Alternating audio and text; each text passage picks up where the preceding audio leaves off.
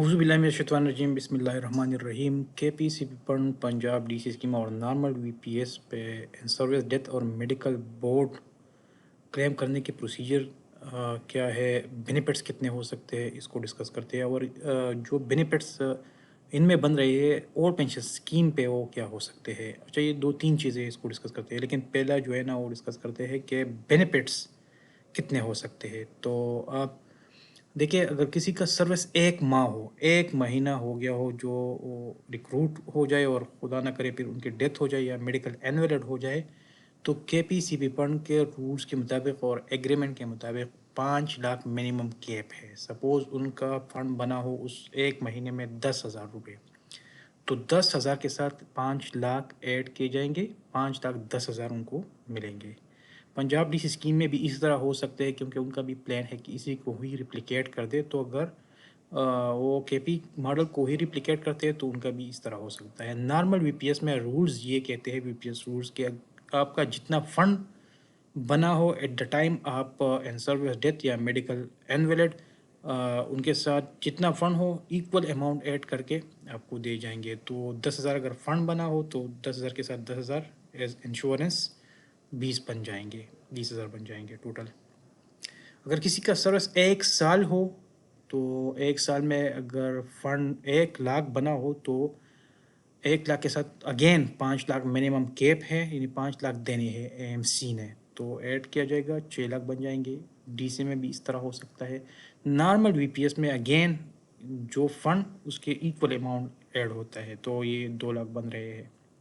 अब 10 साल देखिए, तो से 10 साल बाद किसी का फंड 15 लाख बना हो तो 15 लाख के साथ 15 लाख ऐड कर दे। पंजाब का भी इस तरह है, 30 लाख। अब नॉर्मल वीपीएस में अब ये भी 30 लाख हो गया, क्योंकि जितना फंड उतना ही इंश्योरेंस।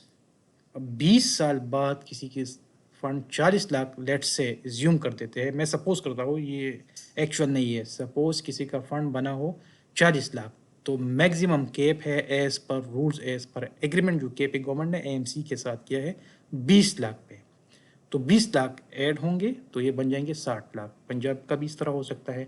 नॉर्मल वीपीएस में बहुत से लोगों के 50 लाख, किसी का 70 लाख भी मैंने सुना है, लेकिन 50 लाख पे कैप होता है, तो 50 लाख तक ऐड हो जाते हैं। तो अब अगर फंड 40 लाख बना है तो 40 लाख आपने उसके साथ ऐड करनी है, तो नॉर्मल वीपीएस में ये 80 लाख बन जाएंगे।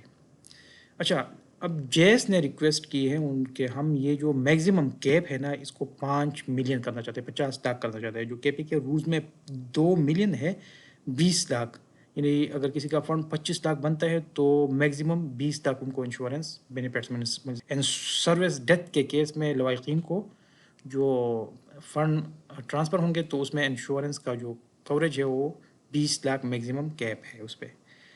अब वो चाह रहे हैं कि हम इसको 50 लाख करना चाहते हैं, तो इस पर इसके लिए ज़रूरी ये है कि एग्रीमेंट को रिवाइज़ किया जाए। अभी तक हुआ नहीं है, लेकिन फाइनेंस इस पे एग्री है, और जैसे ही कैबिनेट के पास समरी जाएंगे तो रिवीजन के साथ ही फिर ये चीज़ मैक्सिमम कैप जेएस के लिए 5 महीने हो जाएंगे। बाकी का भी अगर एक का हो जाए तो बाकी ने भी करना है, इस तरह लग रहा है। तो फिर ये जो मैक्सिमम कैप है ना ये 2 मिलियन से 5 मिलियन पे चला जाएगा। ये तो ठीक है कि नॉर्मल वीपीएस में अगर फंड आपका ज़्यादा बना है तो ज़्यादा इंश्योरेंस मिल रही है, लेकिन उसकी चार्जेस भी, एक्सपेंस रेशो भी ज़्यादा है। यहाँ पर जो केपीसीबी फंड या पंजाब के लिए जो है ना, सिविल सर्वेंट के लिए जो एक्सपेंस रेशो रखे गए हैं ना, वो मनी मार्केट का अगर मैं इंश्योरेंस इंक्लूड करके बताऊँ तो 1% है। आज ये चीज़ नॉर्मल वीपीएस में ऑलमोस्ट 1.50% बन रही है, तो ये चीज़ है, इसको भी नोट करना है।